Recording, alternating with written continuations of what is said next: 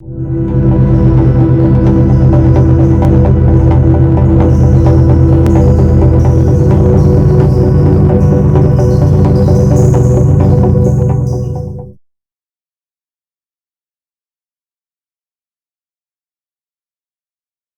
the chat box, and we'll be addressing them at regular intervals whenever the presenter feels like it.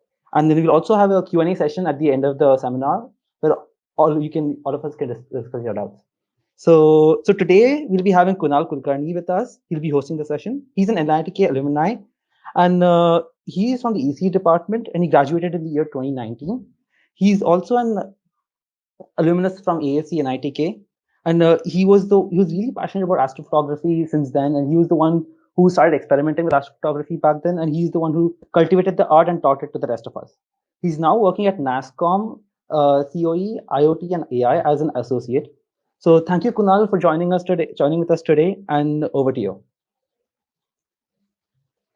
Hi, Kunal? am I audible? Yes, you are. Yeah. So thank you, Shravan, for that introduction. I'm humbled to be back here. And nice to see that so many of you are interested in astrophotography. So that's a privilege that I could get that started and have the session, introductory session for you guys today. So with that, let me just share my screen and just let me know if it's visible, Shravan. Good. Yep. Right. All right. So let's get started. As all of you have already got my introduction, so my name is Kunal Kulkarni, and today we'll be having a talk, an introductory session rather, on astrophotography. So before we begin, just a couple of pointers that I wanted to go through. Firstly, this is intended to be just a very beginner-friendly session, and the intention here is to be to just give you a brief glimpse or a sneak peek into the world of astrophotography. And I've tried to keep it as simple as possible, so that even the absolute beginners can get started. Secondly, as Shravan mentioned, feel free to ask any doubts as they come along or any questions that you might have already had in your mind before joining. So you can type them out in the chat box, and Shravan or anyone else from the team can accordingly convey it on your behalf. So we'll be answering them as we go along, and also we'll have a Q&A session towards the end as well. So feel free to ask any doubts, no restrictions. And lastly, and most importantly, this is a knowledge sharing session, as we used to call it back in the club when I was there at NITK. So just have fun, and you're getting to learn something new. And I'm really thankful that so many of you have chosen to spend your precious Sunday evening with me here. So I'll try to keep it as light as possible. And with that, let's get started. So let's just go over the definition of what astrophotography is. So Wikipedia mentions that astrophotography is a specialized type of photography for recording photos of astronomical objects, celestial events, and areas of the night sky. So this definition basically comes in from the early eras when astrophotography was more of a science than a hobby. And primarily it dealt with the scientific aspects of capturing data from the night sky in terms of images. So that in part is also why there's such a lot of popularity about the Hubble Space Telescope or the upcoming James Webb Space Telescopes. They really helped kind of get this sense of astronomy to the masses. And that's where sort of the beginnings of this field lie. But nowadays, it has become really accessible to a lot of people to get started in an amateur manner. So telescopes, cameras, even your smartphones, for that matter of fact, are now capable of capturing some really good images of the night sky. And that's where sort of I've captured it in one line, and that's capturing or appreciating pictures of the magnificent night sky. So if any of you recognize the background image, this is a very famous comic, that's Calvin and Hobbes.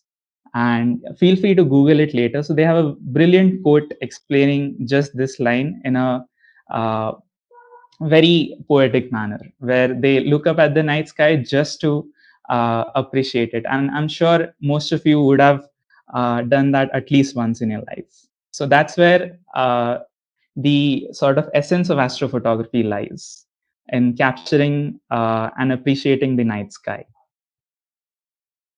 So with that, let's first dive into the photography aspect of it. And I assume that some of you may not be familiar with the technical aspects of it. So I've tried to break it down into the key basic components of photography. So with that, let me introduce you to the three key terms that exist for photography in general, not just astrophotography. And there are three key elements that is encompassed in the so-called exposure triangle. And they are the aperture, which is by far the most important aspect, and you'll know why soon. Second, the shutter speed. And third, ISO, or what we call the light sensitivity. So if you take a look at this picture, it gives you a sort of a brief overview of what each term corresponds to, and how adjusting the parameters leads to changes in your image.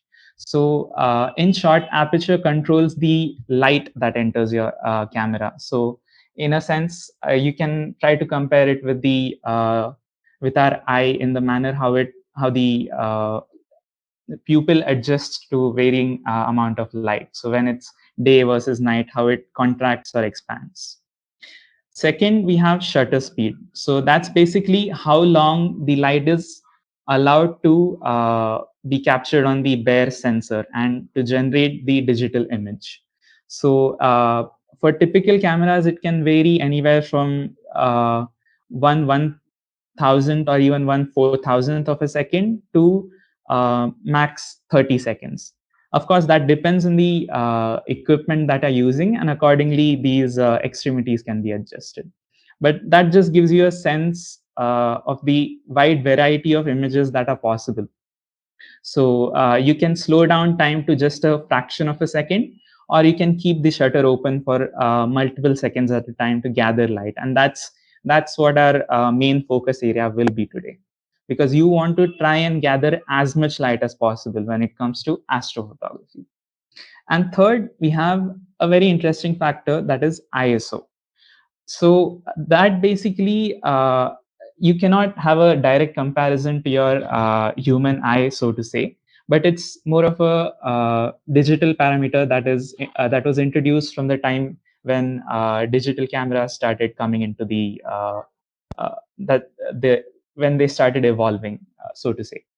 And that basically deals with the sensitivity of your sensor to the amount of light, and that can be varied, or a simple way to imagine it would be the amplification you do for your musical instruments, let's say. So if you want to boost up the volume of some song, that's how you increase the sensitivity. Similarly, here you can adjust the sensitivity of your sensor, and it will accordingly shift, what do you say, the parameters of your image. The caveat here is that it also introduces distortion in the form of noise. So we'll come to that in later slides. And that you can imagine as the distortion that happens when you crank up any song to a very high volume. So typically the noise that you hear. So this is something similar, just in terms of light. Now let's take a look at the camera in general. So this is typically what you would see if you were to switch on the manual mode in your DSLR camera. And there, as you can see, there's like a myriad of various settings, and it is definitely confusing at first if you're a beginner. So let us just focus at the key settings that we discussed. So first, as you can see, this setting here corresponds to shutter speed. So currently indicated here is 1/60th. That is, each shot will be exposed for 1/60th of a second. And that's how long your the image is allowed to capture, each single image. And this is a adjustable parameter, of course. Second, the number you see here is known as the f-stop, or it corresponds to aperture, as we just saw. So I'll come to what the f-stop stands for in the next slide, but that just gives you the feeling of where aperture can be adjusted. Third, as you can see here, is the ISO. So this again can be adjusted for the light sensitivity, and can be adjusted in multiples of some numbers. So it's not a continuous parameter, but discrete rather. So most of these settings, of course, are discrete. So you won't have a, what do you say, granular control over these settings as such. And lastly, but most important, we have something called the image file type. And as you can see here, if it's visible, it says RAW or raw.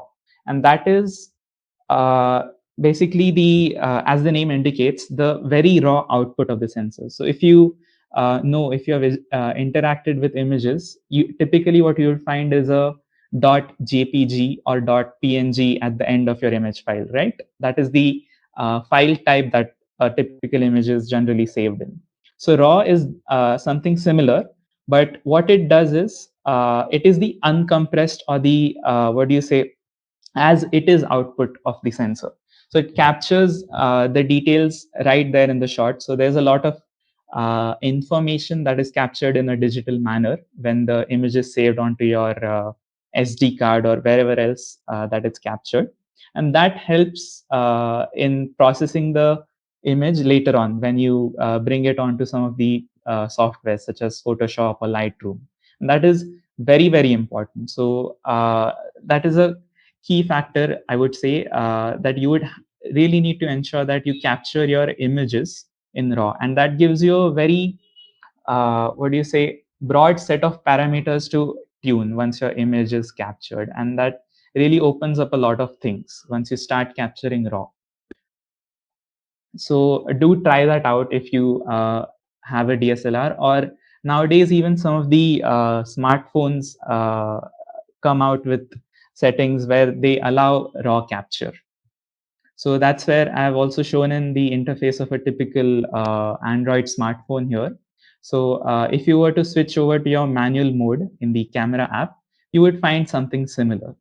So you can adjust the shutter speed. You can, as I said, you can even in some cases switch on raw capture, and you have control over the ISO. White balance, not really important in case of astrophotography. So time being, we'll ignore that. But if you notice, one key feature is missing here, and that is the aperture. And that is because in cameras, the lens is fixed. So it does not have a variable, what do you say, aperture to speak. So once the camera module is installed onto the smartphone, the aperture remains fixed. An exception to this would be the Samsung S9, I believe.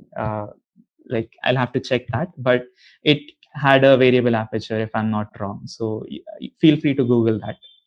And but that's the only smartphone I know so far which has a adjustable aperture, but not as what do you say, adaptive as a DSLR, of course.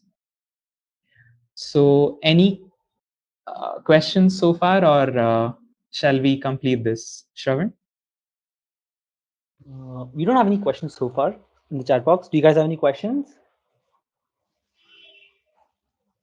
Kunal, I think we can proceed. I'll let you know as we have any further questions. Great, great. All right. So as I mentioned, this one of the key factors was aperture, as we saw in the exposure triangle. So I just want to give a brief intuition about what aperture really is. So if you were to look at a typical lens for a DSLR, this is how you would go on to adjust aperture. So I'm not sure if this is visible, but here it says 50 mm. So this indicates the focal length of this lens. So it is a fixed focal length lens, so to say. So by varying the, what do you say, diameter of this lens, through this corrugated dial that you see, you're able to kind of get a sense from this picture how aperture works. So it's very similar to how the pupil of your eye expands or dilates. And now coming to what aperture actually is, that is the f number that you see. So it is basically the focal length of your particular device divided by the diameter of the opening. So if you remember, if you have taken physics in your 11th or 12th grade, there used to be a chapter on optics where I guess you would have come across this term. And it is better visualized in this image here. So what it essentially helps you do is adjust the field of view or the focus of whatever object that you're capturing. So if you have a wide open aperture, that is, the lens is completely open, and these blades are completely on the open setting, then you essentially allow maximum light to pass in through your lens, and that helps you get a very narrow depth of field. That is, whatever object is nearest. So if you take a look at this image right here, so this is the maximum aperture possible for that lens. So whatever is the nearest object to the lens will be in the sharpest focus. In contrast, if you were to dial it down as you progress back up through this image, you would notice that now the opening is very, very narrow, and you're essentially making like a linear path for the light. And that brings your focus to infinity, so to say. And that would give you a overall depth of field, because now that is just a concentrated ray, so it doesn't matter where it's coming from. So all of your like the depth of field essentially becomes wide. So whether it's narrow, I mean, whether it's near or far, all objects become in focus. So that's how typically it works for aperture. And the some of you might have noticed that this actually follows a very exponential trend. So this is the inverse. Now you would have got a sense of like why it is inversely related as such. So it is in square root of 2 powers. So it's root 2 here, root 2 square, root 2 to the power 3, and so on. But we'll not go deep into that. But that just basically gives you an idea of each aperture setting really just reduces the amount of light in half, approximately. And that's how you adjust it from all the way from the wide open to the narrowest possible. And if you were to look at some of the lenses that are out there, if you get a chance to cycle through the specifications of any lens, the prime lenses, or what we call the fixed focal length, usually have the widest possible aperture settings. And that is usually also what is used in astrophotography. So prime lenses are preferred. You want to let in the most amount of light possible. So you generally stop, the technical term for it is stopping down to a particular value. So that is the f stop. That's where the stop comes in. And you try to stop it down to the widest possible value. So f1.4 or f2, right? And that essentially allows you to capture more data in less amount of time. Right. So now let's go on to the next section where we'll discuss basically the types of astrophotography that you can generally expect to do. So as I mentioned in the beginning of my talk, since it has now become really accessible for the general public to get a hold of some sort of a imaging device. So most of our smartphones nowadays have inbuilt cameras, and most of them do have some or the other sort of a manual mode, so to say. So you don't even need to go out of your way to buy a dedicated camera. So that's how accessible astrophotography is today. And that has given rise to a lot of different types of photography that are possible today. So let's start with what is known as stationary or the untracked variety. So what does tracking mean? We'll come to that in the future slides. But let's just go over what the various types in stationary astrophotography. So basically, you don't need any other additional equipment, so to say. Just your bare camera, or max to max a tripod will do. So the first variety we have is starry sky time lapses or star trails. So there's an example on the next slide.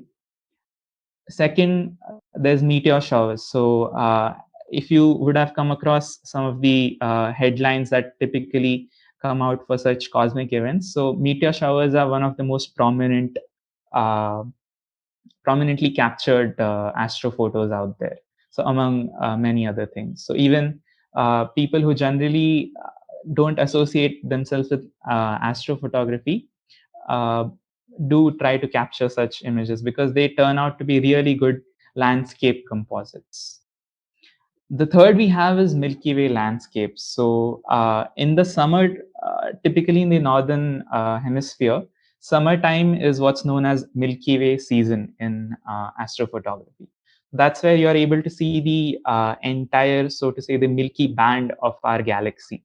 Uh, in a and if you were to go to some really dark sky locations, you would actually be able to make it out with your bare eyes itself. So that's and it brings out a lot of what do you say options to capture our own home galaxy in a variety of ways. So you can kind of do uh, composites in the form of like with some landscapes. You can capture various parts of the Milky Way. You can take panoramas.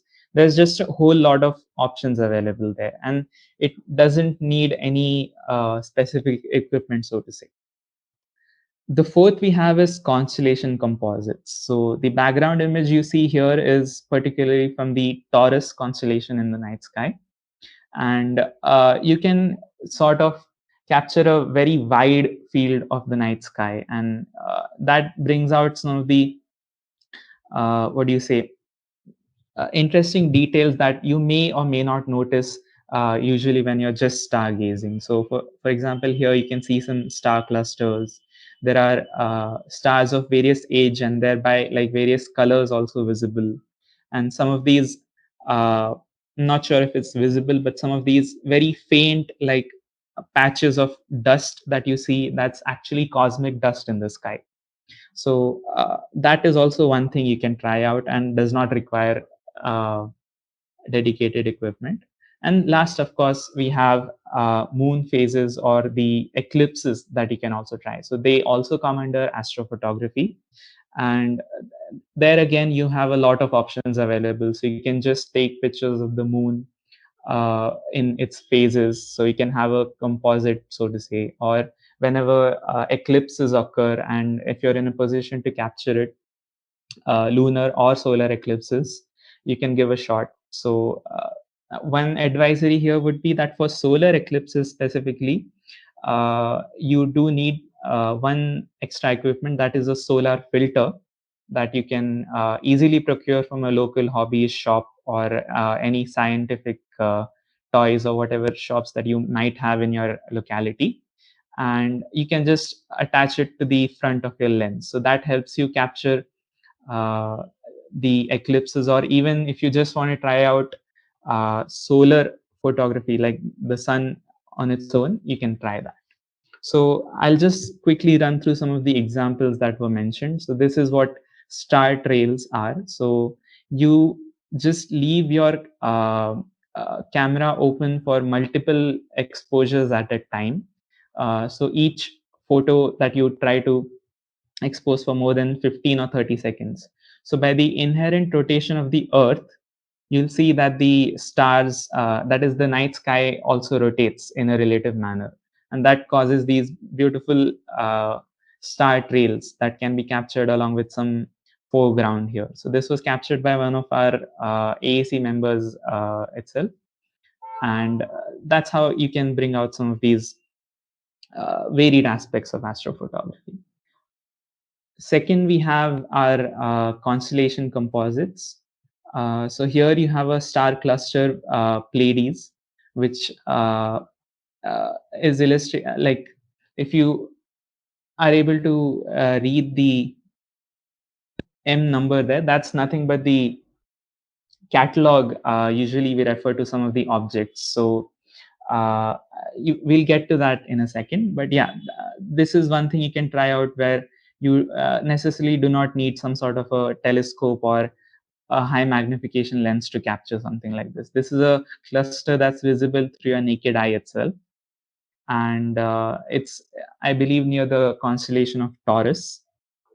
The third possible variant here is meteor shower composites. So this photograph here is a stitch together of the various streaks of meteors. So as and when they occurred throughout the duration of this meteor shower, they were captured in single images, and then they were just overlaid onto this beautiful image that you see here. So that gives you a sense of how the origin point of this meteor shower was, and it just makes for a really nice natural landscape also.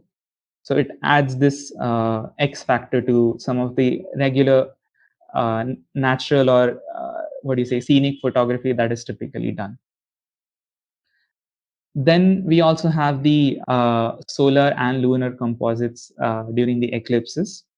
This again was captured by Arpita, who's there also in this organizing team.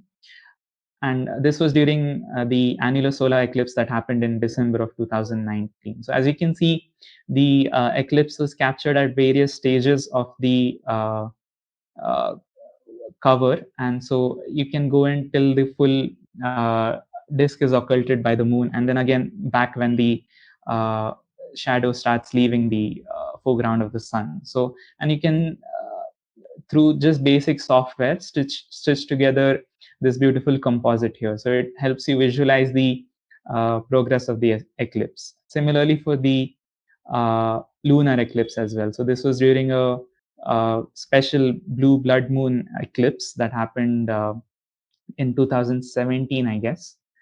And yeah, so you can see the progression of this eclipse from top to bottom here. So this is also some stuff that you can try out and kind of have a go without investing in any other equipment, so to say. And lastly, we have here Milky Way landscape. So as I was mentioning, this is at a dark sky location in Karnataka known as Nagarhole. So that's where it was literally visible to the naked eye. And this is just a very tiny part of the Milky Way. So the central region, uh, just nearby to the central region of the Milky Way. And that's where you can see the sheer density of stars that's as it goes on increasing towards the core of the Milky Way. And this here again is a Milky Way composite. So this was by one of my batchmates, Amit. And similarly, you can see you can play around with some of the compositions here. And really, it's up to you how you try to frame the shot when it comes to such astrophotography. So let's come to the second type of astrophotography that you can do, and that is planetary. So just recently in the news was the Mars rover landing that happened, I believe, just 2 days back. And a lot of people, the amateur from the amateur astrophotography community have tried capturing Mars from their backyards. So this just gives you a sense that there's this aspect also that you can try capturing planets in your own solar system. And that's where you start to sort of get into the specialized aspect where you need to invest in a telescope or some zoom lens for your camera and so on. So that this is where you'll start coming into the uh, advanced side of things. So it goes beyond just a hobby, and you start to get a little serious now. So in planetary, you again have, of course, lunar, solar, and the other solar system objects. So not just limited to planets, but comets, or in some cases, people are even able to capture asteroid transits. And that interestingly also leads to some of these amateur discoveries. So there's a specific database where you can submit a potential discovery, and that's really interesting. That a lot of uh, amateurs who are not really into astrophotography in general have accidentally discovered comets or asteroids in this manner. So this is an example of a lunar stack. So this was captured by me, and it is essentially during the it was captured during the supermoon again of 2019, and it goes to show you that you can really bring out some of the details in our own satellite itself. So it's not a single shot. I'll come to what I mean by saying like a stacked image. But yeah, you can see that if you were to compare it to a regular picture of the moon taken just for a by your digital camera, it would not be it would not highlight near as much detail as it's possible through some of the equipment. And third, now this is the most advanced stage of astrophotography that we have, and that is tracked. So that's where you start looking at equipment where you need to track the motion of the night sky. So there are what we call as the equatorial mounts, where you fix your telescope or the camera or whatever devices that you're using, and it essentially moves in 2 degrees of freedom to counter the motion of the rotation of the earth. So it will keep your imaging device focused on whatever your object of interest is by actively countering the rotation with its own motors. And this is where it really starts to get specific. So you now enter the domain of deep sky objects. Star clusters are now possible, and even galaxies for that matter of fact. You can here now it really is up to your comfort level. So once you are done with some of the previous what do you say ways of trying to capture the night sky, you can start investing in some of these, but it does tend to get rather expensive, but the rewards are equally what do you say worth it. So the images that you're able to capture can really sometimes surprise even you. So here we have an example. So we recently had the motorization of our own mount. So back in our astronomy club, we have a small reflector telescope along with its mount. And this is what's possible through just a very, what do you say, manual sort of modification that we did to our mount. And we were able to track the famous Orion Nebula. And this is an example of what just a simple mod, but what difference tracking makes. So this is something that is only possible through astrophotography. So you wouldn't be able to appreciate this object through whatever just the visual manner. And if you really want to bring out uh, the appreciation of such objects, I would highly recommend that you give astrophotography a try once, and you'll be able to see that now with this, now the sky is the limit. So this is just the tipping point of what tracking can do. But people go really crazy. So when it comes to capturing deep sky objects in general, there never really is a stopping point. So you can keep capturing as much data as you want and process it to your heart's content, and you can bring out many details not visible to the naked eye. And this is where the astrophotography truly sort of comes onto its own, I would say. So to recap, I have just summarized all the possible methods. There, of course, are a few more that you're free to explore. So we have shared some resources towards the end, and you can go and see the other methods that are possible. But this generally covers the broad spectrum that's available. So we talked about stationary, where we had star trails or wide field starry sky time lapses, meteor shower composites, the Milky Way landscape, constellation composites, or even the uh, moon phases or the eclipses that's possible. So this is really I would say the beginner point, and that you can really experiment with at your current state. So whatever equipment you may have on hand, you can feel free to try out. And this is where I would recommend most of the audience today to sort of get their hands dirty and get started with. So all of these are mostly possible, and we'll come to what the different settings or the capture methods are. But yes, this is where you can sort of get started with AP. Second, of course, we talked about the planetary aspect. So where you start getting into the more specialized equipment. So you have your lunar, solar, and even the other planetary objects or comets, and you need some of the other sort of equipment to get started with this field. But it's still, I would say, possible with some beginner or intermediate level equipment.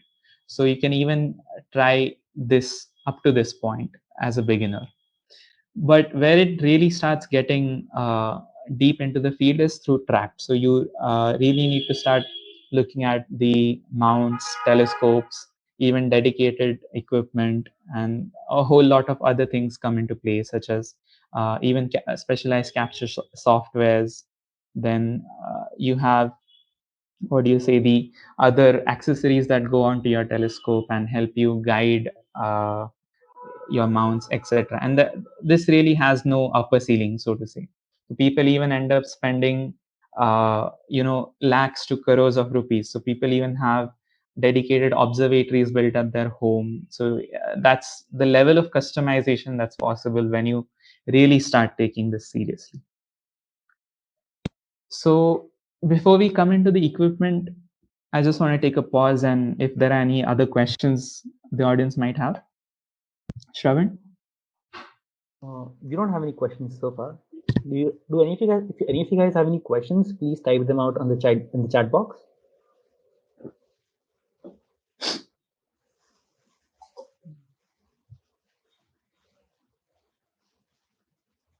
Of course, we'll be addressing the questions later on as well. So if you have any question on the part before, feel free to type it down and we'll address it later.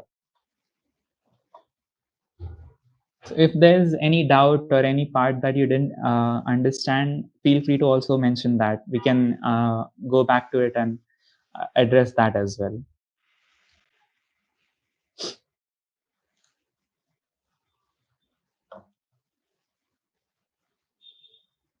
If not, I'll move ahead. Yeah, Kunal, I think you can go ahead. We'll have a Q&A later as well. All right, cool. So now coming to the different levels of equipment that you can get started with. So first and foremost, here you have your smartphone, which I presume that most of you have one or the other type of smartphone. It doesn't matter what kind, but now you do have access to basically a camera in your pocket. And nowadays, most of the smartphones do come in with some or the other sort of a manual or pro mode, depending on the make. So if, as I'm aware, iPhone still does not have a so-called manual mode where you can dial in all settings, but it does have some sort of a pro mode. Then you have some of these specialized phones coming in with a dedicated night mode or even an astrophotography mode, specifically the Google Pixel line of phones. So where they have really used some of their software expertise in and some algorithmic, what do you say, advancements in terms of machine learning to help you capture the night sky with just your smartphone. So I'd highly recommend you guys to check the Google Pixel 4 article out. So I think they've it's published on the Google website itself.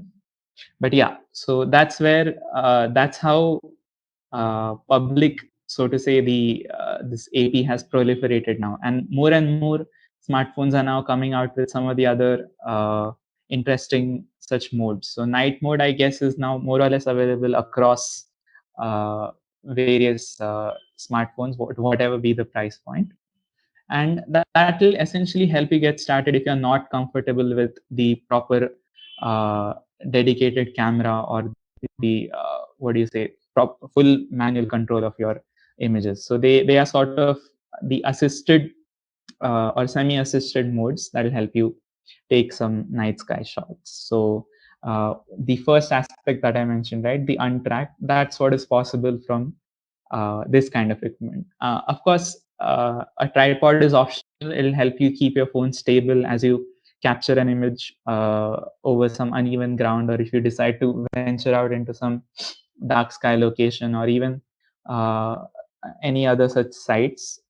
And that is a that is one optional thing that you can try out to get some good shots. And the entry level for this, as you know, is very low, so you don't need to invest in any specific hardware as such. So that's where the cost barrier breaks down. Then at a mid or entry level for astrophotography, I would say is just DSLRs on their own. So the what they allow is for the full manual control, as we went across in the beginning.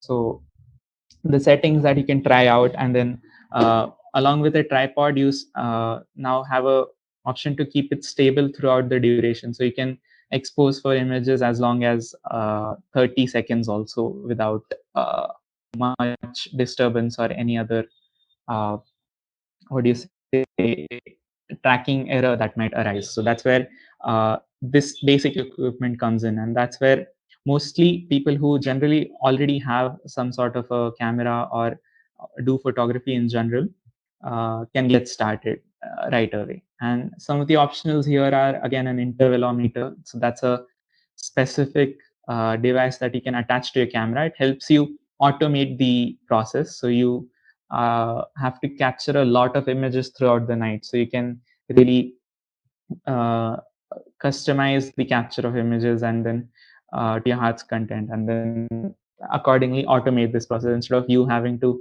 periodically go and adjust your camera in regular intervals. So that also would lead to some sort of a shake that you would introduce when you like uh, go on and touch the camera or adjust it towards the target. So that's one accessory. Second is what a star tracker is. So it's a miniaturized mount, so to say. So nowhere near as precise as the dedicated astronomy mounts, but still it is very helpful in capturing some beginner friendly targets, such as the Orion Nebula, the Andromeda Galaxy, or even Milky Way composites, or some of the other deep sky objects that are sort of at the beginner level for most people. And that's where a star tracker helps. But now, if you do start going into this route, then your cost bracket has to now become, let's say, 10 or 15 times of what you would with just a smartphone and a tripod. So you have to keep that in mind. So typically, if I were to estimate it, it would be somewhere around the range of uh, $1,000, or like 1 lakh or so rupees, where you really have some dedicated equipment, including, of course, the cost of your DSLR. Third, and this here, as I said, like there is no upper ceiling to it. So if you do decide to go full out into astrophotography, you have dedicated cameras that come in only for astrophotography. So this here is a CCD camera, which is a little different from the sensor that you find in your DSLR or your smartphone, which is the CMOS sensor. I won't go into the technical details of this, but yeah, so you have like cameras dedicated only for astrophotography. So that's the level to which you can go.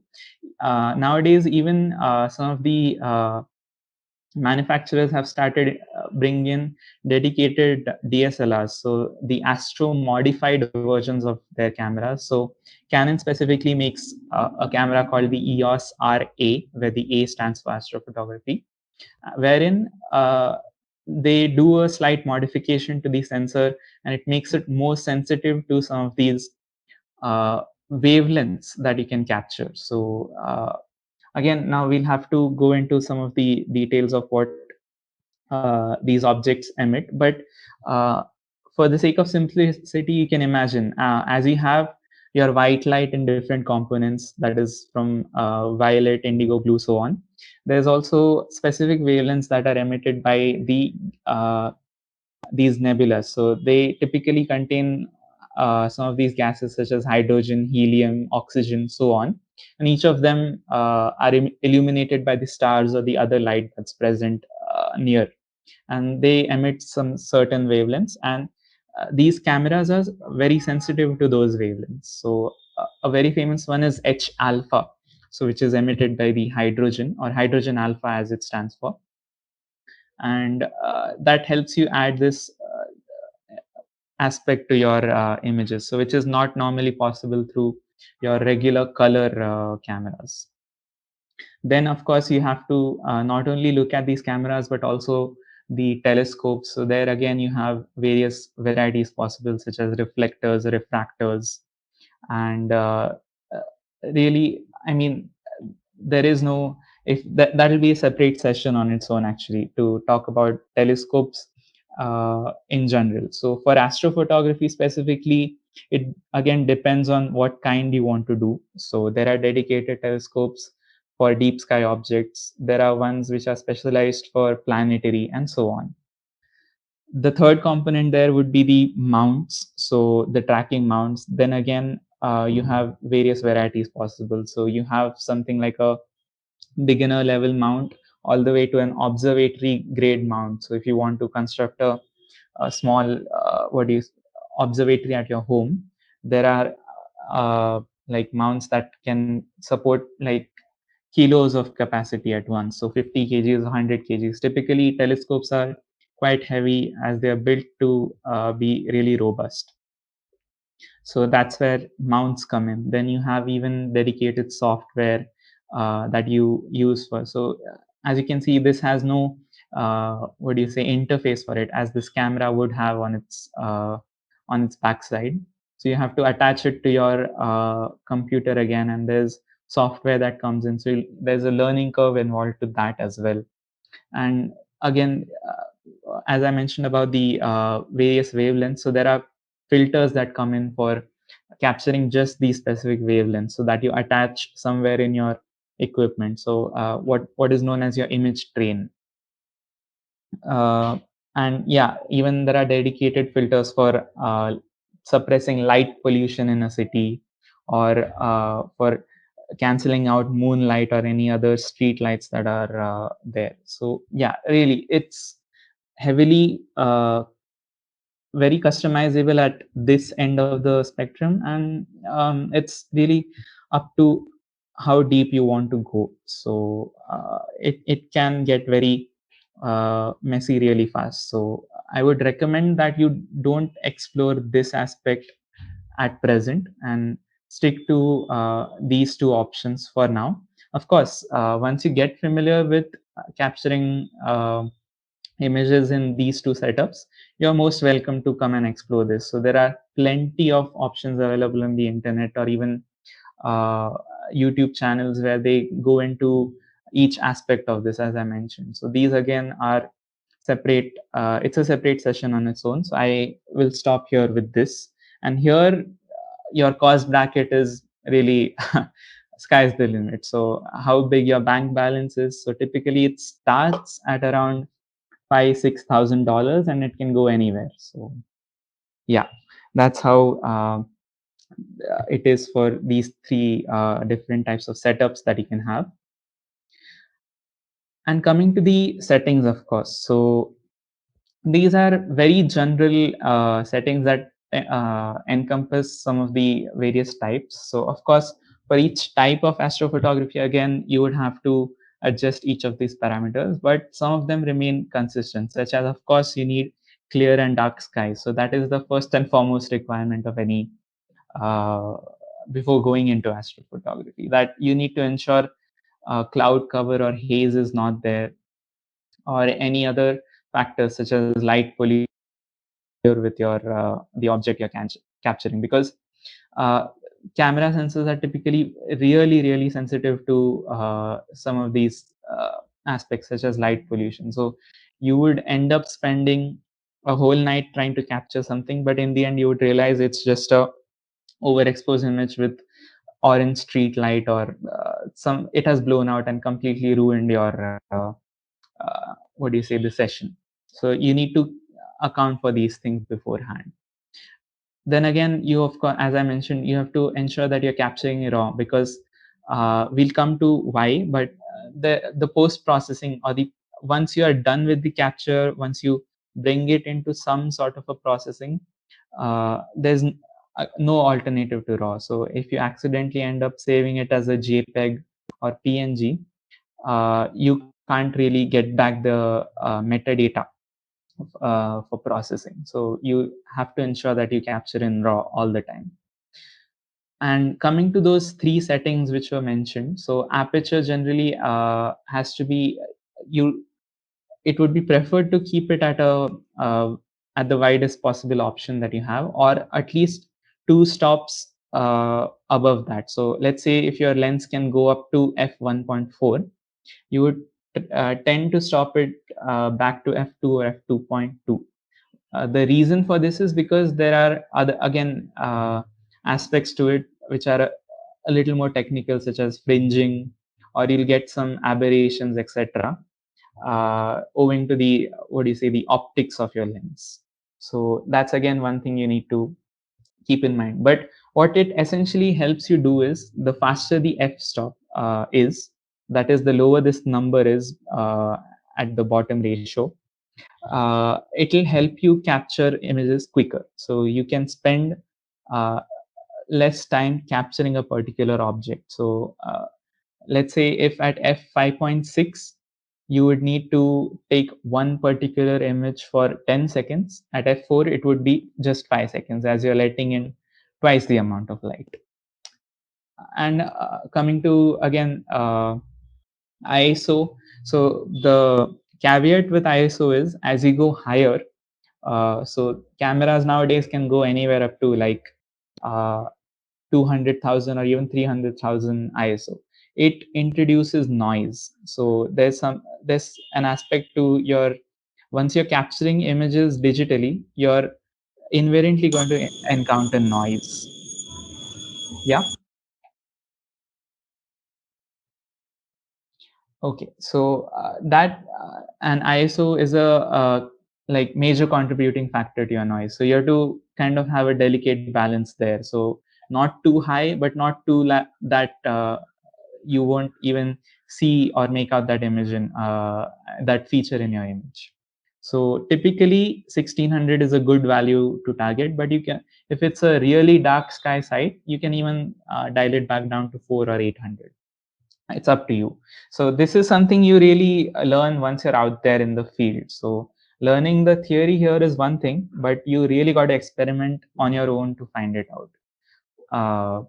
And of course, we are here to help you out. So once this session is over, and I hope that most of you would be inspired enough to go out there and start experimenting, feel free to reach out to any of us and we'll guide you through this. So much like with anything else, there is a learning curve associated with astrophotography. So don't be disappointed that it did not work out in the first time. It never does. Very less times that I mean, it's true with any other hobby as well, right? You won't start playing a good song on your guitar just the day after you procure it. There's a learning curve to everything. So the key here is to remain persistent, and eventually you start getting used to the game, and that's how it is. Again, one more very special thing here is the rule of 500 when it comes to shutter speed. This, of course, is a very general term. There are some adjustments to this that have come in, and you can uh, feel free to Google that. But essentially, it gives you an idea or a very quick, what do you say, mathematical calculation that you can do in your head to help you avoid the trailing. So if you want crisp images, how long can you keep your exposure open, or the shutter speed, before you start seeing these star trails in your image? So I'll share this with you later, but that basically just says it's 500 divided by the crop factor into the focal length. So now what is crop factor again? This deals with, again, DSLR specifically. So there are two types of DSLRs, generally speaking. One is what's known as a crop sensor, and one is what's known as a full frame. Now, why that is, I won't go into that, but uh, what you would need to know here is if it's a crop sensor DSLR, you would need the crop factor here would be 1.6 or 1.8 typically, and for full frame it would just be 1.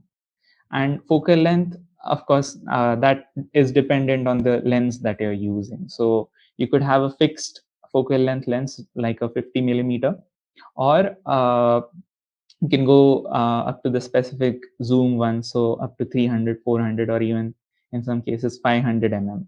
But as you go with a higher focal length lens, of course, since this is an inverse relation, your exposure time would reduce. So in a very broad or general sense, typically if you do tend to go beyond 2 or 250 millimeters in focal length, it would be ideal to use some sort of tracking. Otherwise, it would be a futile effort to sort of try and capture it with just a stationary setup. Uh, so that's one key point I just wanted to address here. So now let's come into the reality of these things. When you do, as I was saying, like there's a learning curve with everything. So if you go in expecting that you would end up capturing images of this form right out of your first night or even in your first week into astrophotography, that's not the case. So generally you do have that in mind that, okay, now what do you say, I've got a DSLR or I've got some other type of equipment, and then I can just start capturing some images right out of the bucket. But there's a lot of steps that go beyond just the equipment. So that's just one part. How good you are with your basics, your capture, what do you say, uh, methodology, and your most importantly, like your dedication to kind of go back night after night to improve your images, that I would say is far more relevant than just the equipment. So I know people who have just very basic equipment, not even DSLRs, but uh, their phones, just a basic tripod or a very basic tracking mount, and they are able to bring out amazing images with just some equipment. But just thanks to their sheer skill in processing and the capture, they can really bring out some images that even get published in some of these magazines. So here, just to illustrate that point further, uh, on the left here you have images what would be typically considered at a pro level, again captured by amateur astrophotographers, but yeah, you can see the level of detail or the uh, like sheer quality of this image, and this is what we at the club captured. So the image on top here is the Andromeda galaxy, and on the bottom here is the famous Orion Nebula. So you can clearly make out the difference, right, in terms of details, in terms of the what do you say, features that stand out in some of these images. So this is what you would generally expect starting out. And to be really honest with you, that's also not the what do you say, the first light you would see. This is again after all the processing is done, or the final touches that are done after stacking, touching up in the softwares. I'll come to that. That's what the final output looks like at your current capacity. But this is what the single frame would look like as you capture. And this again, since it was a very dark site, you're able to see so much of stars or even the galaxy to some extent. So, and here this really goes on to illustrate. This is what the bare single image looks like right out of the camera for Orion Nebula. So you can barely make out some features. This was at the uh, somewhat light polluted sky back in our college in Mangalore itself. So just gives you an idea as to what to go in, what to expect going into this. So let's come into processing, but before that, I just want to pause. Any questions so far? Hello guys, do any of you guys have any questions? Kunal, like I have a question to be honest. Sure, sure. Okay, so what I wanted to know is like how much time does this processing take? Like basically once we get the raw image from the DSLR or a phone camera, Mm-hmm. how much time does it take to process this image? Right, good question. So that again depends on the workflow that you follow, so to speak. So I'll come to that in just a second as to the level of processing that you want to do. But typically, let's say if you spent 5 to 6 hours capturing data, raw data in your field, expect the processing also to be like in a factor of 2, multiply by a factor of 2 on average. So you would spend 10 hours of time really fine tuning out, and mostly some of that of course comes into the raw computational time that's required, but uh, it depends on, because there's a lot of small parameters that you need to adjust once the processing aspect begins, and it's really up to you. So there's a famous, what do you say, thing that comes in when most of people start astrophotography is you're never happy with your image till a point. So you really need to know at what point you need to stop. Otherwise, there are good chances that you end up over processing something, akin to how a good image gets spoiled by some of the extra filters or extra processing that is done in social media, right? So a baseline I would say would be just spend twice the amount of time processing as compared to the capturing. Okay. Yeah. All right. So now let's look at the various levels of processing coming in. So at the very minimal stage, there I- there are adjustments that you can kind of give a try. If you have never experimented with any kind of photography processing, this is a good chance to get started. So you don't even need paid apps or something. You can go on to your uh, phone and download these free apps, that is Snapseed or Photoshop or the Lightroom app variants, and you can start experimenting with the parameters. So mainly what you would need to look at is how changing the exposure, that is after you capture. So that's why I was again and again highlighting why you need to capture raw. So you are now able to adjust the exposure after your image is captured. Uh, of course, the data now that's there is there. What you have to try to do essentially when you process is bring out most of the data. If I were to term it in that sense, so if it's hidden there, as you can see. So this is these two are essentially the same object, but see after post processing, you're able to pull in so much detail, and that's where these factors come in. So you need to get familiar with what exposure is, what contrast is, what saturation does.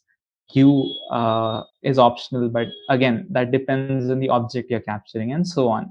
So you need to sort of familiarize yourself with some of these basic photography jargon. I wouldn't call them jargon, but these are the absolute fundamental basics which you would deal with even if it's any kind of photography. If you're a bit serious about your images, if you want to take your game to just beyond uh, click to, point to shoot, then you do need to get familiar. And uh, now more than ever, it's really easy to get familiar. So all of these apps have some of the other tutorial available. If not, you can, there are a barrage of videos available out there, and you can really spend some time getting familiar with this.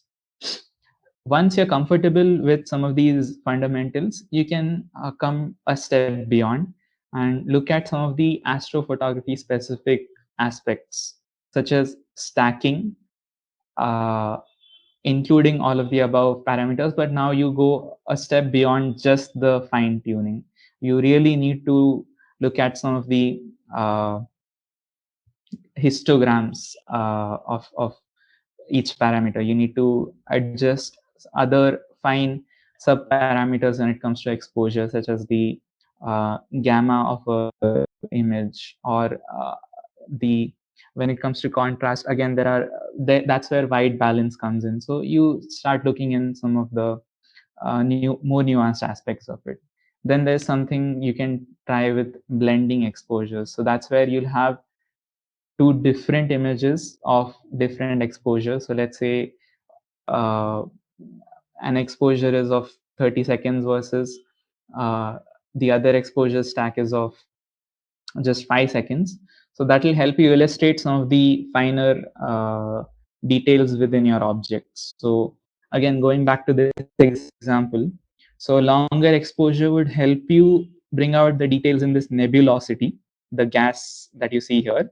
But a shorter exposure will give you uh, the finer stars or clusters that lie at the core of this, and that's what you need to adjust. So you have to kind of play a game when blending exposures. So you have to just make it just right so that both of these details are brought out equally.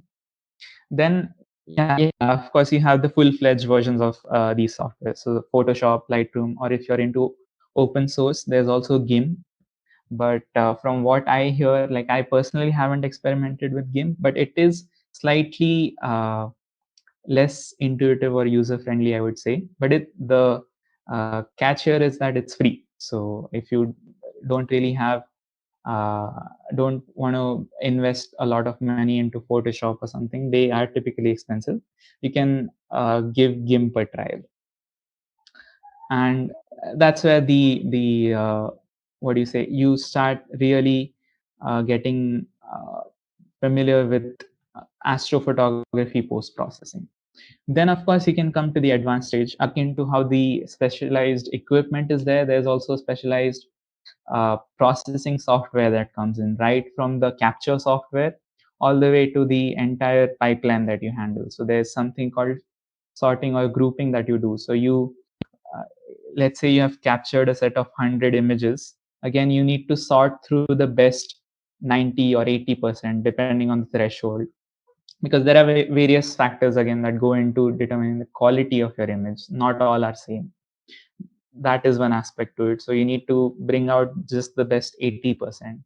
Then you do advanced level of stacking, where you also go into some of the other uh, uh, metadata that is required. So there are different types of frames that you capture, not just the object, but for mitigating noise or for mitigating the inherent sensor faults. There's something called darks or bias images that you need to capture when you're capturing the uh, what do you say, the image itself. So I'll come to that. But yes, that is where stacking really comes into its own. And there are dedicated astronomy softwares that handle the entire process. So an example is PixInsight. So it has a lot of advanced features, so more than what anyone could ask for. You can really go crazy with it. There is drizzle, there is an advanced workflow. So it's even used by some of the professionals out there who don't do this as a hobby. So uh, for that matter of fact, even in amateur equipment, when some of these advanced telescopes are used for meteor hunting or asteroid detection, PixInsight is used by some of these players. So people from NASA or who are working in some of these agencies also do tend to use it.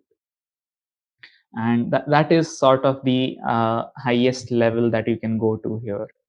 Of course, that is really not for what do you say, beginners or even intermediates to try at first, because it has a very steep learning curve. So software on its own involves a different learning compared to just the capturing process or the equipment that you need to learn. So that's one heads up that I want to give you. So don't look at it right now. You can of course explore what all of these are, but I would not encourage you to go into it because it's a rabbit hole, and a really deep one at that, once you start looking at these dedicated softwares.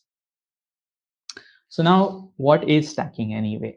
I've mentioned it so many times. You have seen the example there, but why is it so important to astrophotography?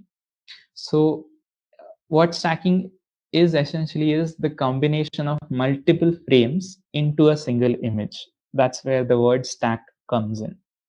So there's not a very intuitive example to give you per se, but because our human eye really doesn't work in that sense, right? We don't have the luxury to pause time and keep capturing what do you say, details for a particular thing.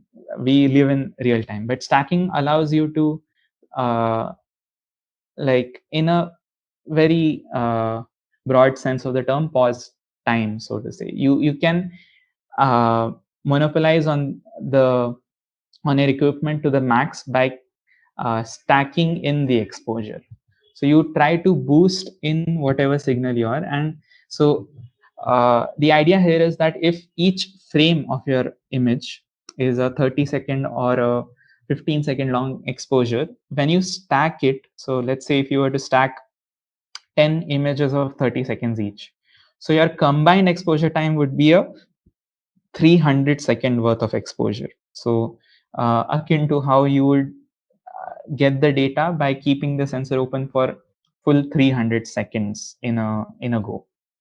That's the luxury that you can't have uh, for most of these sensors as such, and that of course would bring in so many other complications such as light pollution or any other noise.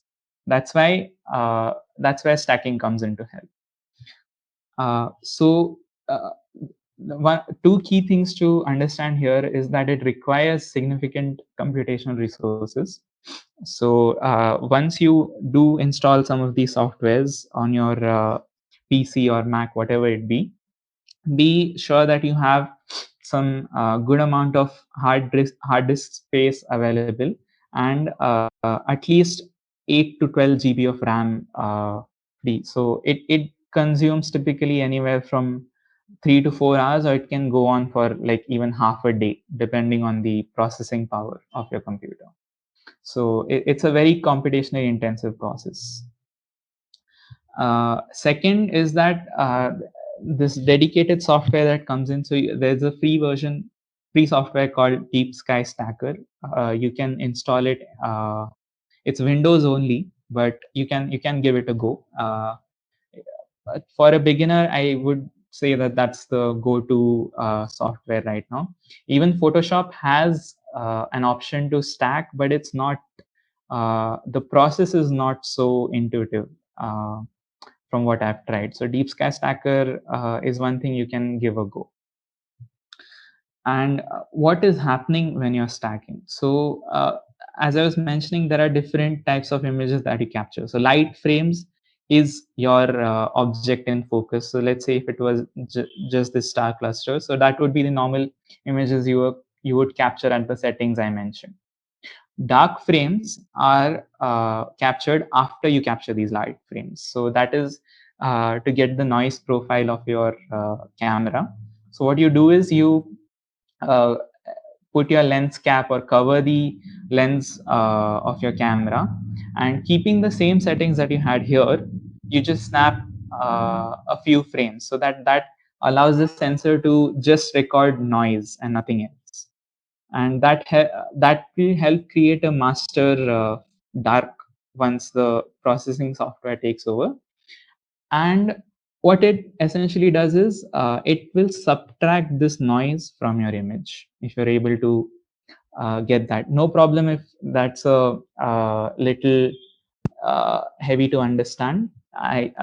We can have a separate session on this if a lot of you are interested. So we can just have a session on post processing where I'll actually show you the process on one of the images that we tried. And flat frames again is something that you do for capturing the sensor data, or what do you say, for the settings of your camera. So that is done during the day actually. So counterintuitive, so to say, but where you cover your lens with a white cloth and keeping some of these same settings, you capture again some subframes to help you avoid some of these features, such as this vignetting that you see, that's the dark uh, edges you get on your image. So it helps you even subtract that part. And this overall effect, what it contributes to is a massive improvement in the signal to noise ratio of your final image. So you boost your signal and reduce the noise. So the SNR goes up. I hope that gives you some brief understanding of what stacking is. Now, why does it matter? As you can clearly see, if you were not to do any stacking, and no matter how much you try to process the heck out of this image, you won't be able to bring in a lot of details without really like bringing in a lot of noise on this image. So this is a single exposure. As you can see, it's 30 seconds long of the Orion Nebula. In contrast, if you were to stack just 6 exposures, so 6 into 30, 180-second long exposure of the Orion Nebula, see the amount of detail that comes in just by doing some basic processing. And the picture really speaks for itself. Another example here would be taking it to the limit. So here is a single frame of the Orion constellation, as most of you would have made out already. So the details here is that it was captured at f-stop of f1.8. So the max my lens can go at 50 mm, and just a single 5-second shot. So to avoid any start taping, I took 10 such shots at exactly the same settings, brought it, stacked it, and brought it into Photoshop and Lightroom, and just look at the sheer detail that I can bring out. Of course, this is an extremity of what you can process. You can see that a lot of this pink noise is getting added onto the frame. So this is not typically accepted, but I just wanted to try and see what happens when I push it to the absolute limit. So here you can see the Orion Nebula also got blown out a little, but you can make out a lot of the features here. Interestingly, even some of the other nebulas that are not at all visible here, such as this Horsehead and the Flame, have now popped out. And this feature, what is known as the Barnard's Loop. So this entire frame is a partial of what is known as the Orion Molecular Cloud Complex. So there's a lot of various nebulas in this space. So if you get a chance, there's a Indian astrophotographer called Johan Nishant. So he has captured a brilliant image of this same object, but with 1,000 times more detail, I would say. So you can clearly make out a lot of activity in this region. It's a very it is the most popular beginner target, of course, but it has no shortage of interesting objects. So just Orion alone, there are plenty of objects to get you started, and you don't need to look any further. Now, one very key factor. Now we are almost coming to the end of the whole process, but why have I put this in the end is because that really has to sort of, that's one takeaway you need to have before any of the equipment or processing or anything, is that you need to plan your astrophotography as opposed to any other type of photography, which is typically spur of the moment, or you don't really need any specific planning as such. There is a very this is a very key aspect of it. So some planning goes, trust me, it goes a long way in ensuring that you get the most of your time, because a lot of these factors that are there are not in your control, right? Such as weather or light pollution and whatnot. So if you just spend some time during the day or even a night before analyzing your surroundings, it'll help you plan a night out and just avoid some of the frustration that comes in.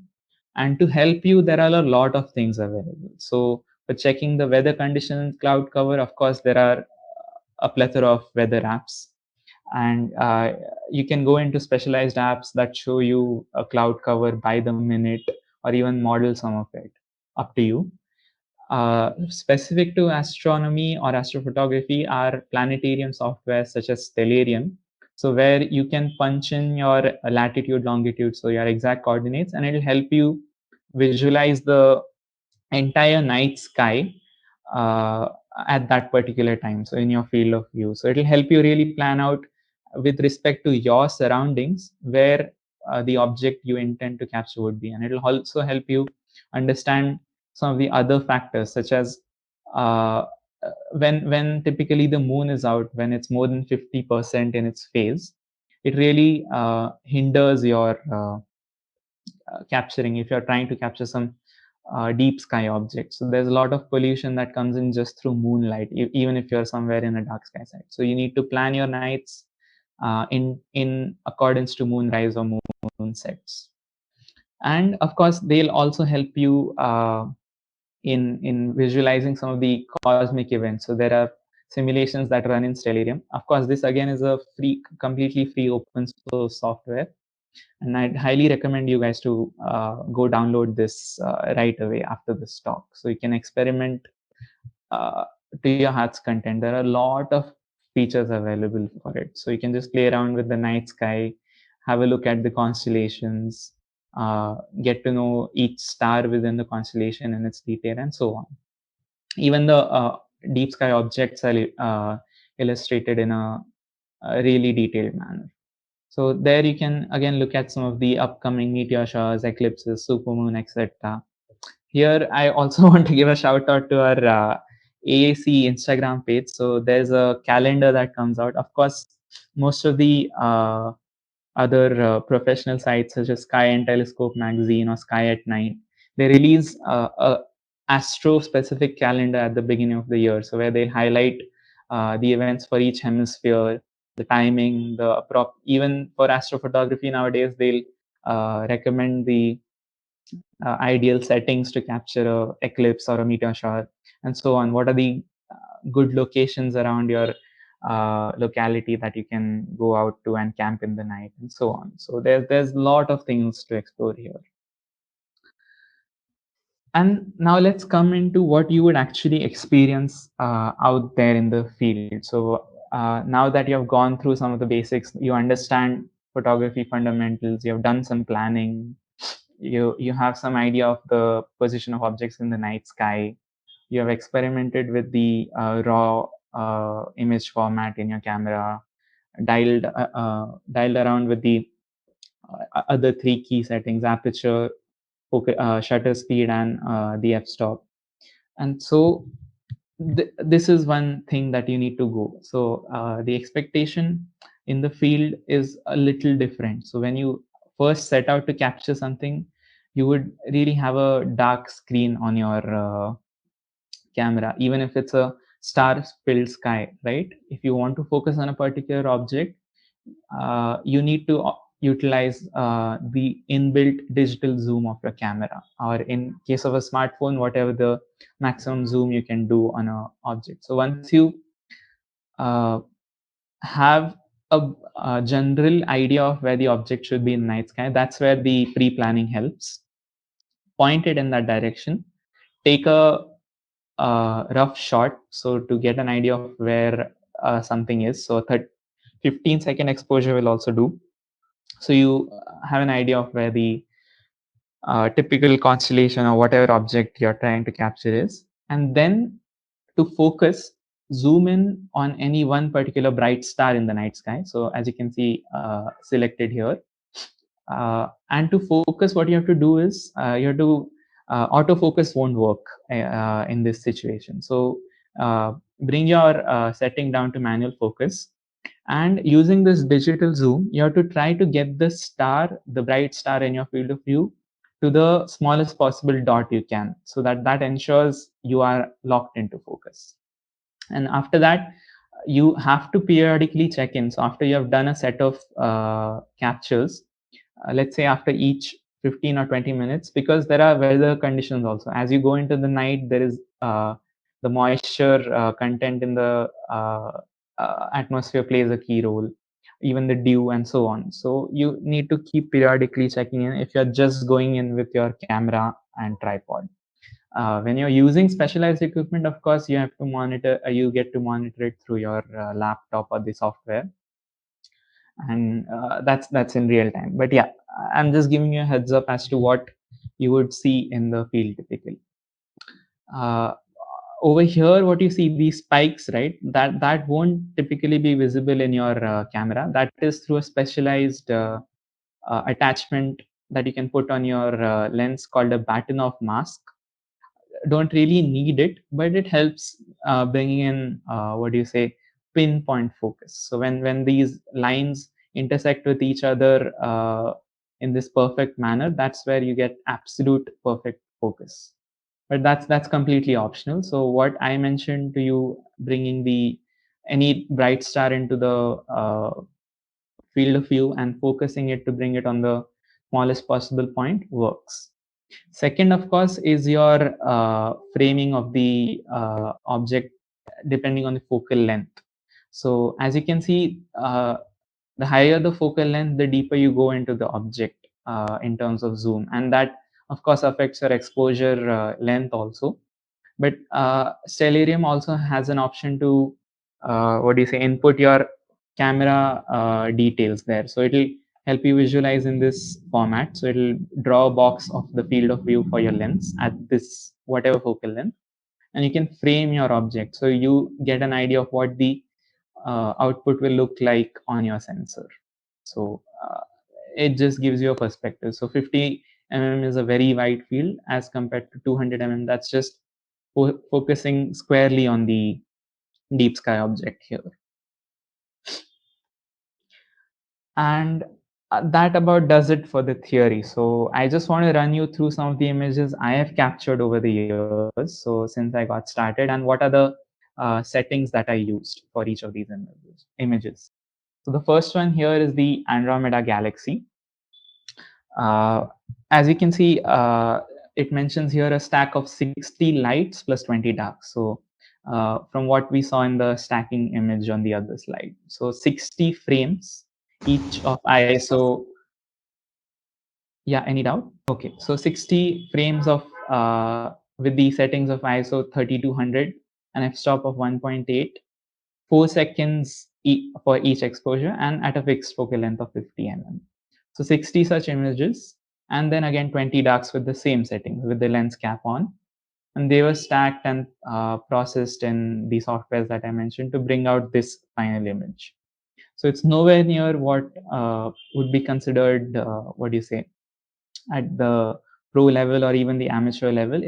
But it just goes on to illustrate what you can do with the bare minimum equipment. So this is the starting point. You can still make out, because Andromeda Galaxy is such a big object in the night sky. It is a beginner friendly target. So even with just this equipment, you can get started with some of the dust lanes in the galaxy, the central core, the other neighboring galaxy that's just barely visible, and the star field around us. Second, we have here is a wide star field, so which falls under the first category, that is again stationary untracked. So here we have the constellations of Taurus and Auriga. Actually, I think this is mislabeled. Sorry about that. This is the constellation Carina towards the south end of our sky. So from I'm saying from the northern hemisphere point of view. So as you can see, there are a lot of different stars visible at different colors, and you can make out some of the brighter stars as, like, since one key fact of exposing, like, for a wide field is you can clearly make out some of the more prominent stars in a constellation, and you can easily sort of have an idea of how the depth of field is for your immediate stellar neighborhood. So the bright stars become more dense in the longer the exposure is. So just for a small 5 seconds exposure, because this was such a dark site, look at the amount of detail that's visible. So you can even make out some of these star clusters, this one and this one here. So the settings here again, not too different. The ISO was a little higher to bring out some of the fainter details here. But apart from that, most of the settings are same. Because it's a star field, you don't need a very long exposure. Next, we have a perhaps the most famous star cluster, that is the Pleiades.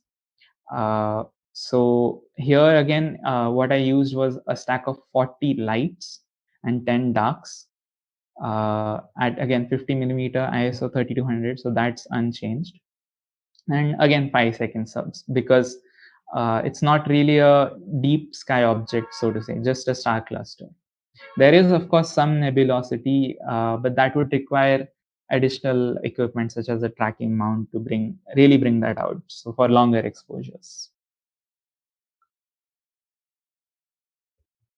Again, yeah. So this is an image we have seen before. So the Orion Molecular Cloud Complex. So this is, I guess, the most overprocessed image, at least from my perspective in my portfolio.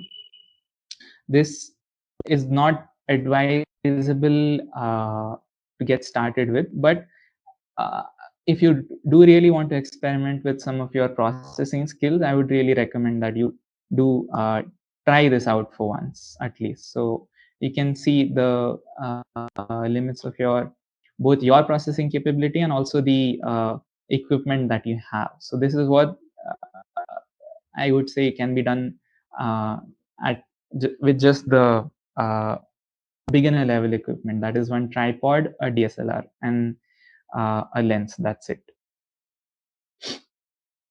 And again, here we have one more star field. So this is the Gemini plus Auriga constellation visible here, and similar settings to the one we saw for Carina. So again, you can see a really dense star field. So everywhere you look, you'll have like densely packed stars in the night sky. So that is the key advantage of going looking out for dark sky sites. So your what do you say, national parks or somewhere away from the city typically will get you images of this kind.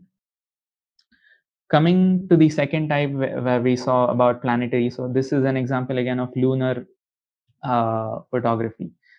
Here again, this is a stacked image of about 120 or so frames. So this type of photography doesn't really require darks or the other types in stacking. So you can just kind of, you're okay with capturing just lights.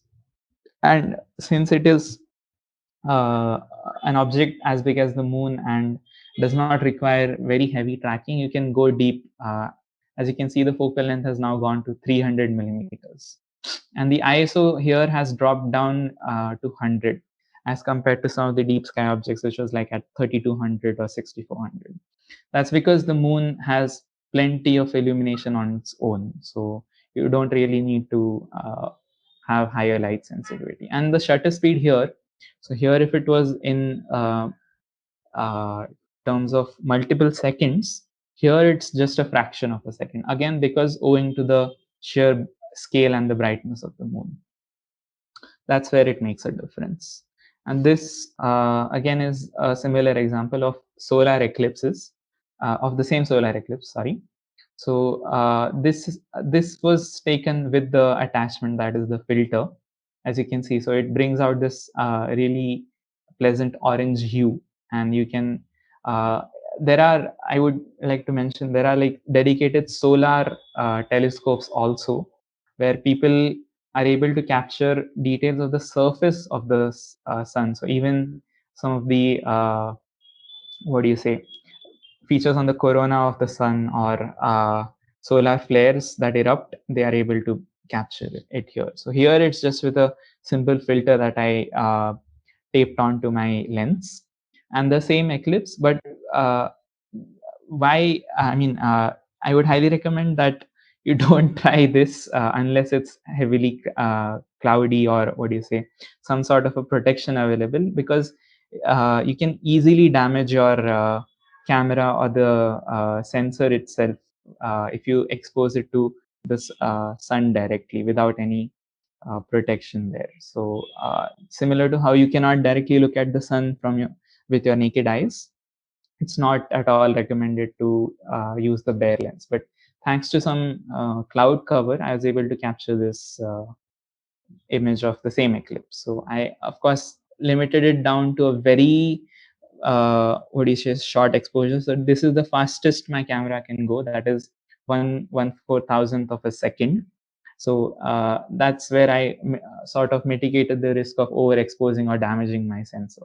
But you can see, like, that's the uh, detail you can bring out. Of course, owing to the fact that the sun is so bright, and you don't really have to bring in deep exposures, or even you can stop it down to such a what do you say, uh, small f number. So a narrow, very narrow opening for the lens. And with that, yes, these are some of the resources that I would ask you guys to check out. So some of the things that helped me get started. So first and foremost is this YouTube channel called Astro Backyard.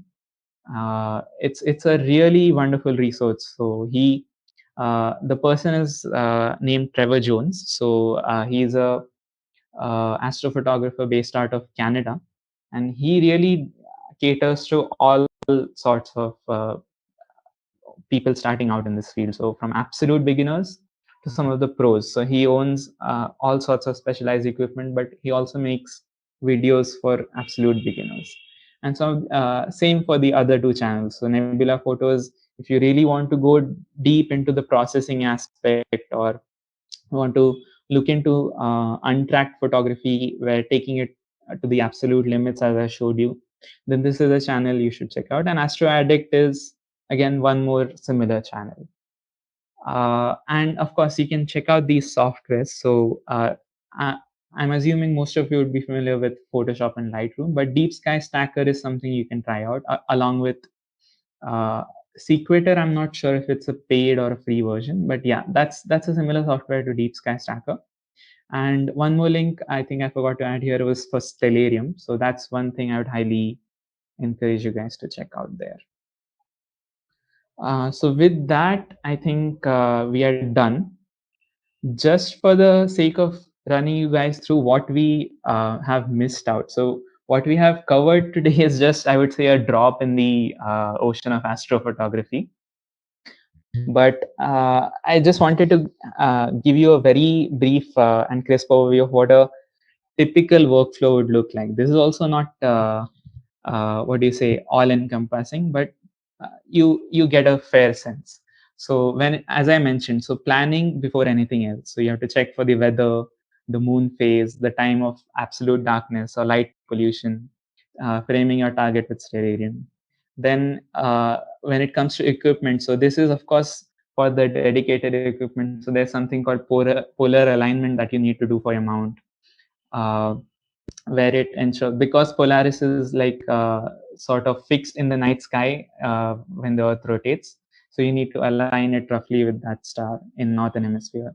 Then you need to do some pre-setup for the capture software, such as the light, darks, biases. You need to set that up well before you start capturing or the night begins. Then there is the acquisition part itself. So you have to keep monitoring the workflow in real time, frame it, adjust the settings once in a while to make sure you're not wasting your capture time. Then after you're done capturing the acquisition, then there's the stacking part. So PixInsight, as I mentioned, is a dedicated software for this. So a lot of steps you need to follow here. I won't go into all of these things in detail. And after you're stacking or post processing, I mean, that's just one part of post processing. The real magic, then, once you need to bring out some of the finer details, you bring it into, you can stick to Photoshop, PixInsight, or bring it into Photoshop, Lightroom. There's Star Mask, everything. There's like, this will, I won't be able to do justice to all of the steps here. So just to give you a glimpse into what the process is like once you start getting really serious. So you have a lot to look forward to for sure. But to get started, the entry barrier is quite low. And with that, yes, we are open for Q&A. Okay, so we have a couple of questions over here. I'll address them sequentially. Sure. Okay, so we have first question from Saili Patil. So her question is, in the first paragraph, there's a color graph, right? So I don't know much, but it seems like seems like there is. Can you further reduce it for bringing out what we really want to focus, or can we not? In what slide? If in the first photograph, there's a color grade. Just a second, Sean. If he or she is there, you can just you can unmute just, and ask. Yeah, or you can type down in the chat box. Yeah, if you can just unmute it would be better because I think you will have to unmute her, right? The first photograph which was captured by you at last. The Andromeda, you're saying? Yes. Here Right. it seems like there's color green color. Correct. Yes. So can nice we that you reduce brought it further? Yes, absolutely. So that's where, so in this particular photograph, as I have illustrated in this stacking process, right, before we got here. So for this, I have literally just used light and the base dark frames. But if I wanted to really tackle the noise or the color grain, as you have pointed out, I'll also have to take care of the flat frames and the other types of biases that go in. So that will really help me smoothen out that grain and remove it.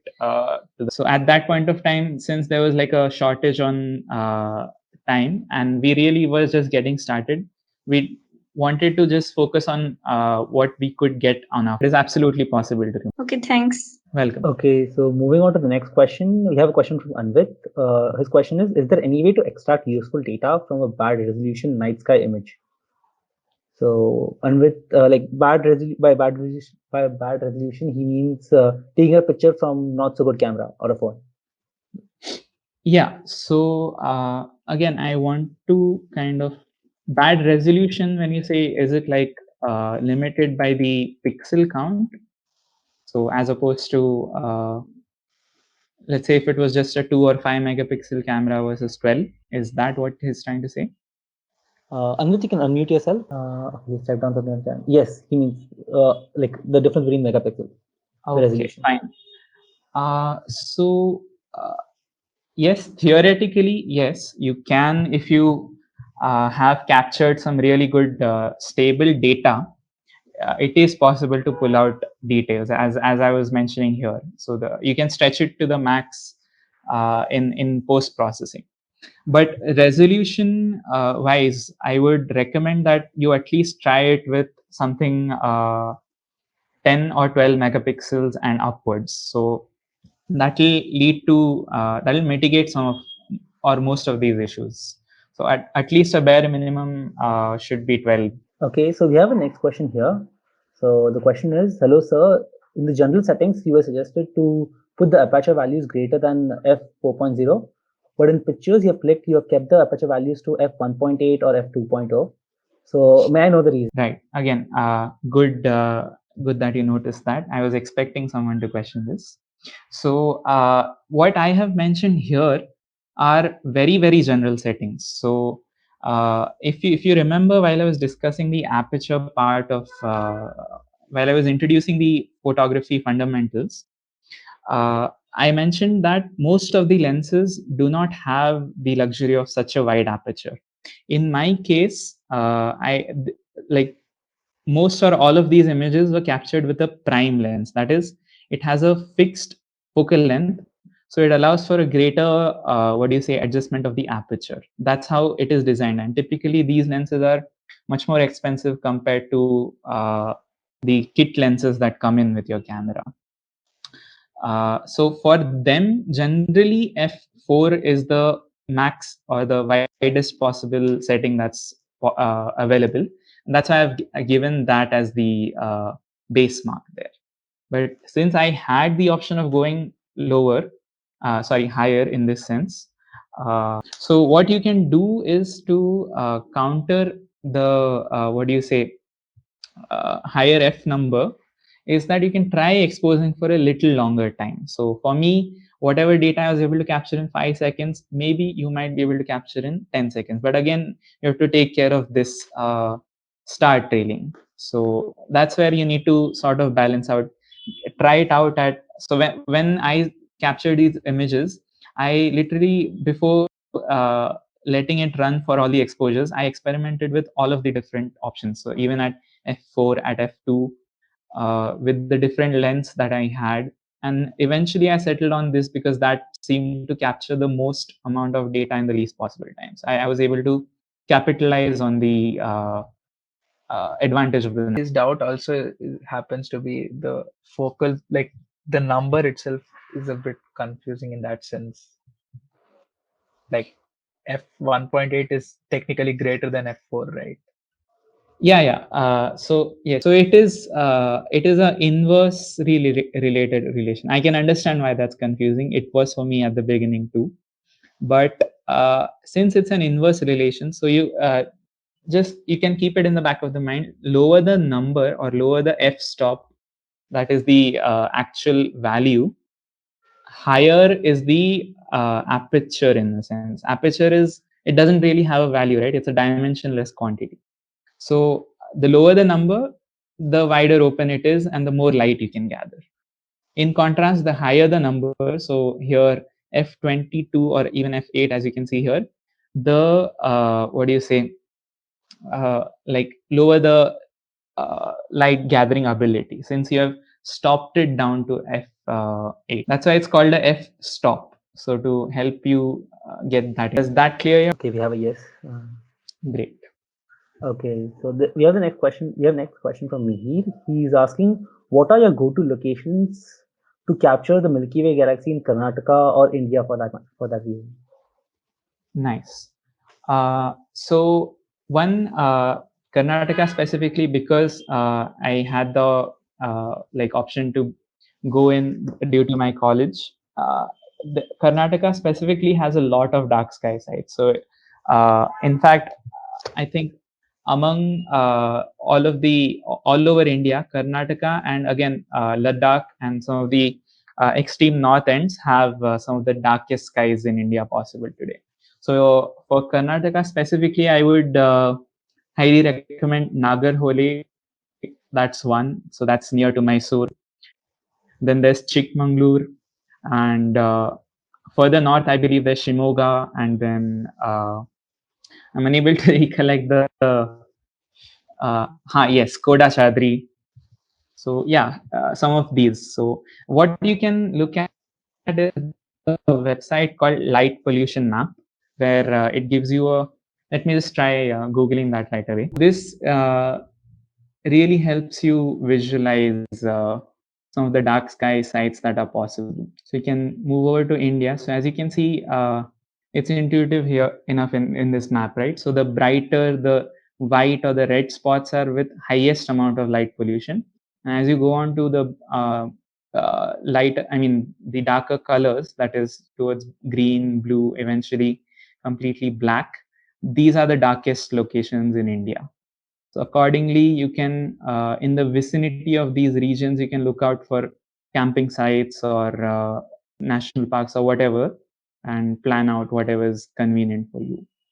So if you live in metropolitan cities, for example, like Pune, Mumbai, or somewhere, you may need to go a little further than some of the other places. Like if you're looking at some of the other tier 2, tier 3 cities, because typically the light pollution around these cities is really, really heavy. So most of the metropolitan ones. So Bangalore, as you can see clearly, is pathetic, let's be honest. So you'll have to go really far, at least 80-100 kilometers out to maximize on your dark sky.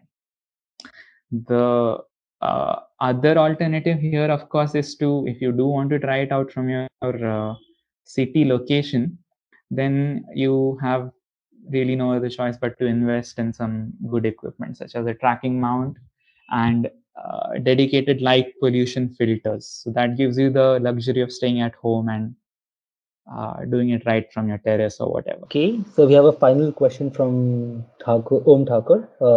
Is there some sort of good app or is this some sort of good app or something to capture more detailed pictures? There's nothing like that ready-made per se. But what you can give a try to is, I think what Vijay was mentioning is the Google Cam mod if you own an Android phone, where you can try out this dedicated astrophotography mode that's there for the Pixel. So I'm not sure if it'll come in as it is for all of your phones, because one aspect to it is of course the computational photography side of things. So again, depends heavily on your specifications, and also it won't be as good as the one in the native Pixel phone. But you can give that a try if you're tech savvy in that sense. But there's no ready-made app as such for just point and shoot astrophotography. At least I'm not aware. And that'll, even if it exists, I would presume that it will be very basic, so to say. If you really want to capitalize on your smartphone, experiment with whatever's available. So you would have some sort of a manual or pro mode. Try capturing the beginner targets such as the Orion constellation or some of the other ones, even when Milky Way is out now as summer is coming up, and then bring those photos into the other editing apps such as Snapseed, Photoshop, etc. Or even if you have the chance to bring it onto your laptop, you can really maximize the capability of your smartphone camera. That's all the questions we have, Kunal. Thanks a lot for such an informative session. We really enjoyed it. Likewise, I'm really happy, and I was thrilled to see that so many people have an interest in learning this. So I do hope that if you have one thing to take away, is that you will go out there and give this a try. So whatever equipment that you have on hand right now, and just really hang on to it. So feel free to ping me on Instagram or the AAC account, and we'll be more than happy to help you out if you're facing any technical difficulties, or if you're not sure how it's going ahead. So this is just the very what do you say a very preliminary glimpse into it. So do check out some of these YouTube channels, the websites, etc. It will give you a better idea of what to look forward to. And yeah, really. Thanks. So guys, this brings the session to a conclusion. It was really nice having all of you guys over here. Thanks a lot for joining. Thank you, Kunal, again for hosting the session and